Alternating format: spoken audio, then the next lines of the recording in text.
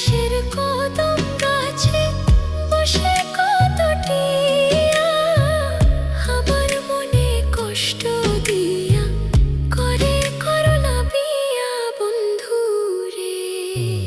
কি অপরাধ পাইয়া রে বন্ধু ছাইরা গেলাম মোরে, তোমার লাইগা পরাণ কান্দে মন বসে না ঘরে বন্ধু রে।